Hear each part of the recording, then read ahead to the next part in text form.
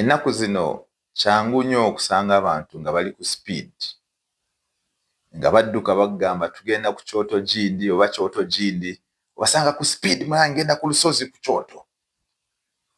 Mukwano gwange sooka otegeere ekintu kimu nti mu ndagaano empya eya Yesu Kristo gye tulimu, ekyoto ekituufu kisooka kubeera mu mutima gwo munda eri mu mutima gwo ng'omuliro gwako eyo munda, nga tekinagenda kubeera mu kifo gindi oba gindi, nga tekinabeera Yerusaalemi oba ku lusozi gindi oba mu nnyumba ya gindi, kisooka kubeera mu mutima gwo.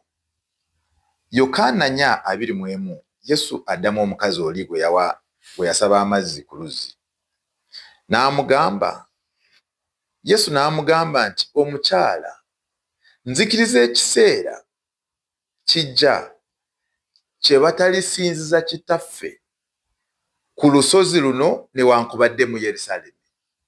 Kubanga omukazi yali atadde nnyo okweyagala, luno olusozi, luno olwaba luno, omugga guno, luno oluzzi, jjajjaffe Yakobo yaluzimba. Yesu n'amugamba, tunuulira, ekiseera kizze nti ekyoto tekijja kubeera ku lusozi gindi oba Yerusaalemi, kijja kubeera mu mutima gwo munda eri.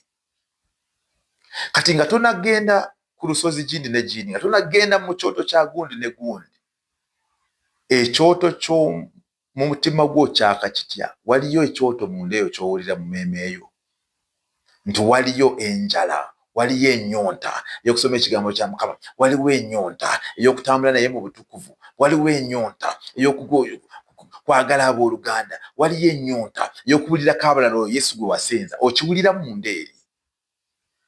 Bw'oba tonawulira kyoto ekyo mu mmeeme eyo munda eri, mu mwoyo wo munda eri, kitegeeza ne bw'onoogenda kyoto gindi, banange tuli mukono, wiiki ejja banange tuli ntinda, ekyo tojja kifunamu.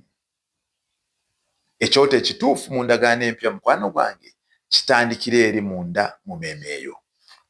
Okuva 20, Katonda agamba talina buzibu na kyoto newankubadde ekifo gindi ne gindi, naye waliwo obukwakulizo bw'ateeka ku kintu kye tuyita ekyoto. Okuva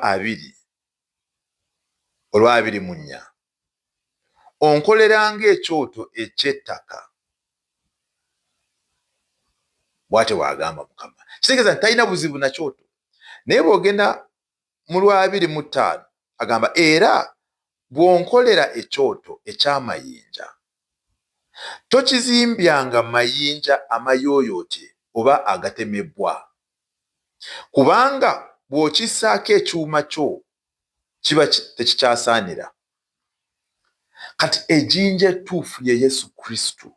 Okuva 17 ne bwogenda mu Bakolinso ekisooka 10:4 Bayibuli egamba, Pawulo n'asomesa n'agamba nti baatambula bajjajjaffe mu ddungu ne olwazi olwabagobereranga, era ku lwazi olwo kwe banywanga amazzi.